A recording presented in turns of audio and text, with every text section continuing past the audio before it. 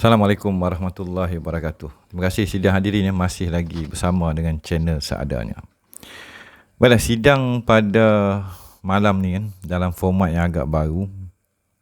Satu tajuk yang agak berat. Melayu tiada pernah tukar agama dia, ketauhidan dia, masuk dia dalam erti kata yang lain. Melayu tiada akan murtad. Tetapi kenapakah di akhir zaman ini membawa tahun 1980-an dan ke atas telah ada segelintir dan telah timbul isu bangsa kita, orang kita menukar agama dan membuang warisan leluhur kita.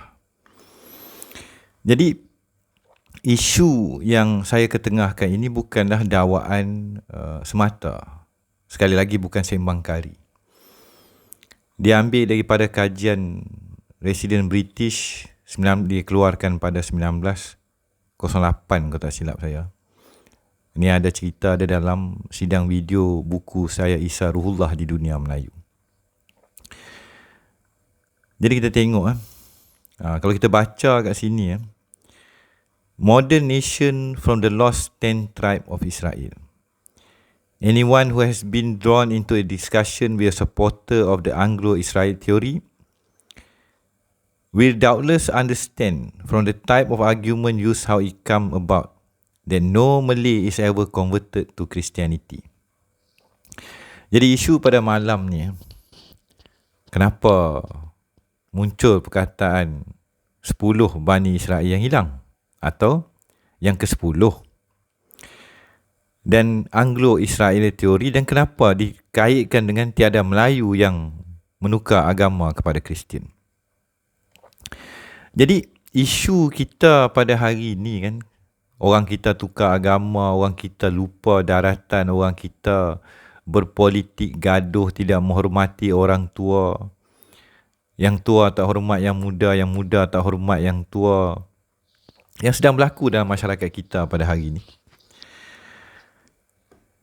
Sebenarnya teras kepada penceritaan ini adalah isu yang saya baru sebut sebentar tadi.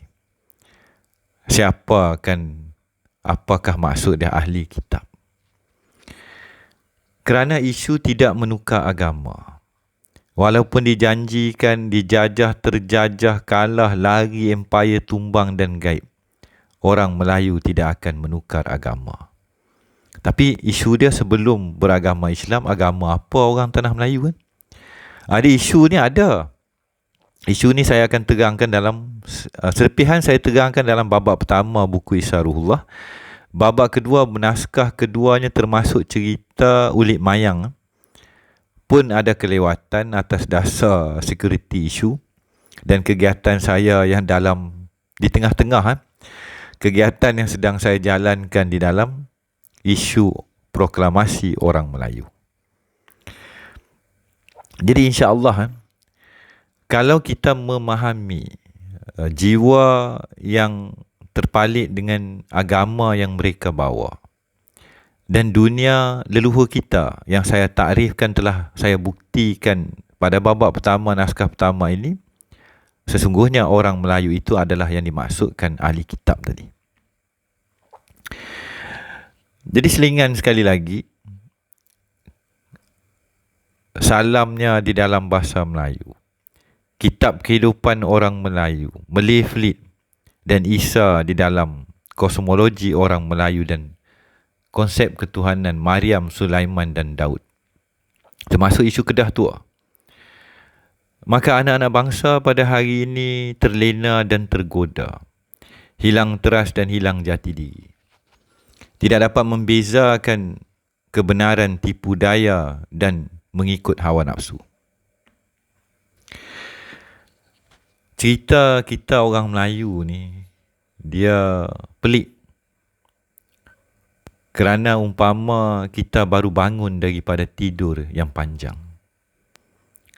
Saya ini anak pertama atau generasi pertama pasca kemerdekaan. Mengaji, belajar ke luar negara, membesar di Amerika Syarikat. Ramai remaja saya di Amerika Syarikat. Tetapi bila saya kembali, Melayu itu ada nilai. orang Melayu itu ada nilai. Dalam bahasa, jiwa, raga, budi bicara dan tapak-tapak dan kedudukan dan sejarah tanah ini, tanah Keramat ini ada nilai. Tetapi ianya menjadi tiada nilai bagi mereka yang telah terpana dan senang digoda meninggalkan ketauhidannya, sebuah warisan yang amat agung. Ni bertarikh 1908. Kajian demi kajian yang residen dan juga pengkaji. Kalau ikut dalam laptop saya ni ada banyak kajian. Banyak manuskrip. Kata kunci Malay Fleet, Melayu, Kedah, Kalah, Patan, Patani. Dunia Melayu bukan kecil. Dia bukan kecil anak orang kata kan. Jadi kita berbalik lah kan. Berbalik kepada residen yang pernah menaungi, menasihati yang dikatakan kepimpinan kita. Mereka ni ada yang pernah mentadbir dan memerdekakan atau menubuhkan negara Palestin termasuk Israel tadi dan menjadikan satu legasi yang kekal sampai hari ini. Tapi cerita lawak dia apa? Mereka dah balik pun mereka disemadikan di tanah Melayu.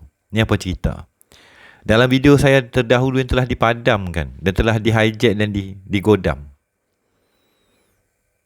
Jerusalem, the Holy Land. Kenapa yang memerdekakan itu tidak disemadikan di sana? Kenapa disemadikan di tengah-tengah Lembah Kelang? Nama dia pun menarik kan? Berdekatan dengan Bandar Permaisuri. Ceras. Itu cerita ni, kalau saya cerita lagi jadi polemik lagi kan. Jadi Melayu mengenali tauhid. Orang kita mengenali, mewarisi suatu jiwa yang amat kental. Tetapi di akhir zaman ni duka cita. Tak cukup duit, hutang keliling pinggang. Menjual, memadamkan, menanggalkan pakaian warisan demi secebis kertas. Keyakinan yang amat kental yang diwarisi zaman berzaman. Datanglah ribut topan. Datanglah perang tahap nuklear yang telah merobek-robekkan Gunung Jegai. Ni siapa tak percaya boleh google lah kan. Sejarah zaman lampau tu Jegai pun kena bom atom. Ni bukan sembang kari yang pergi tengok lah. Ada cerita, ada saksi. Tapi zaman dulu lah mana fakta sains dia, kita kena scanning lah balik kan. Radiation dan sebagainya. Duka cita. Di akhir zaman, orang kita terpecah. Dan pada hari ini, jiwa tauhid telah dibeli oleh politik dan kekuatan dan kekuasaan. Malah pada malam ni saya kembali bersuara cerita Melayu berdasarkan fakta dan bukan sembang kari. Dalam cakap ni pun saya ada tekanan. Ada kekangan, ada tekanan. Kita tidak semudah dan sewenangnya bisa berbicara berkenan dengan orang kita. Kedaulatannya bangsa ini telah tergadai dan terhakis. Cakap lebih saya kena. Kemerdekaannya membicarakan isu Melayu pun telah terhakis. Keberanian orang Melayu telah hilang. Kita telah mengalami zaman yang gelap. Zaman yang telah merubah. Jadi kita baca sikit lah. Ni sedutan daripada buku saya. Melayu itu sebuah bangsa tauhid atau kesatuan, pergi kepada kesatuan, meraihkan di dalam gelanggang seia sekata.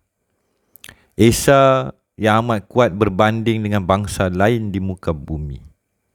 Bangsanya yang ada jiwa esa asa. Melayu itu mempercayai satu kesatuan keesahan Tuhan kekal abadi dan mutlak. Ni saya kata ni pun tak kena lagi ni. Kan?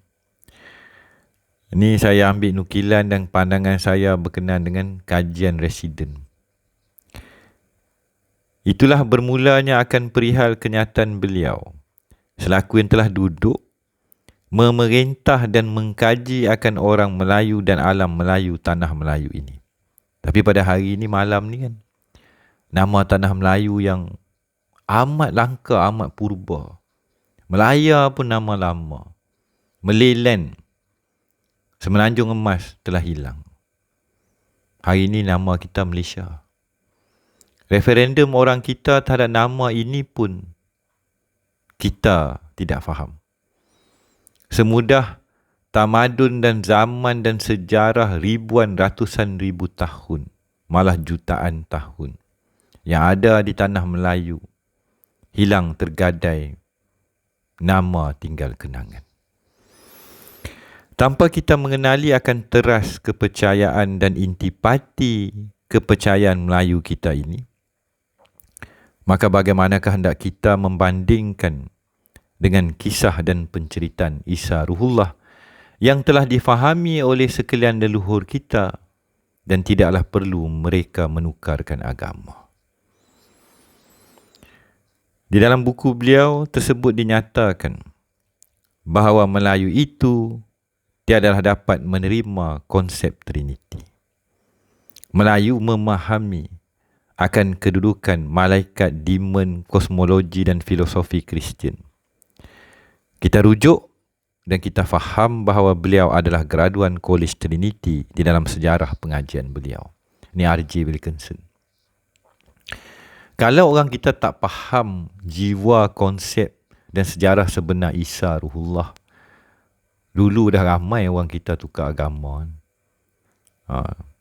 Ni sebelum Islam lagi, sepatutnya dah berbondong-bondong orang Melayu menganut agama yang lain. Orang Melayu hanya memilih agama Rasulullah SAW. Kenapa apa? Kenapa?